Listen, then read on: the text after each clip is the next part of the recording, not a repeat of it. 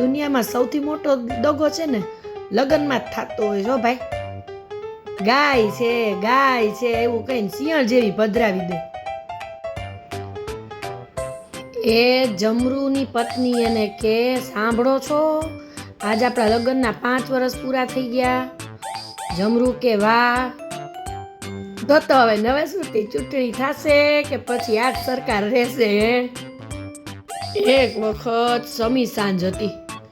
સમી સાંજે પતિ ને પત્ની બે બેઠા હતા, ચા પીતા હતા. તો પત્નીને સવાલ પૂછ્યો ભાઈ, અને પૂછી કાઢ્યો સવાલ. એમ પૂછું છું કે આ મોદી એક જ દિવસમાં 3 દેશમાં કેવી રીતે પ્રવાસ કરી શકે છે? એટલે પતિ બિચારો એકદમ ભોળો બિચારો સાચું બોલી ગયો. સાથે પત્ની ન હોય ને તો જ શક્ય બને એવો માણસ 3 દેશમાં પ્રવાસે જઈ શકે. પત્ની સાથે હોય ને તો ડીમાર્ટમાં જ સાંજ પડી જાય. એક વખત એક જજની આપણે વાત કરીએ. એક જગ્યાએ કોર્ટમાં કેસ હાલતો હતો.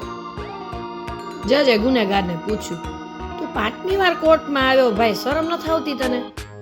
એટલે ગુનેગાર કે તમે તો દરરોજ રવિવાર સિવાય આવો છો, તમારે તો ડૂબીને મરી જવું જોઈએ. એવું હોય ને હે, આ બધાય વાતું કરે કે પતિ પત્નીના જોક્સ ને શું કામ કરે ને, પણ એમાં ઘણા ખરા લોકો એવા હોય ને, અરે ઘણા ખરા નહીં, બધાને આ દોઢાવ છે ને ફાંડાવને ખબર ન પડે. બાકી પતિ પત્નીના જોક્સ છે ને ખાલી જોક નથી હોતા, એ લગ્ન પછી જ ખબર પડે.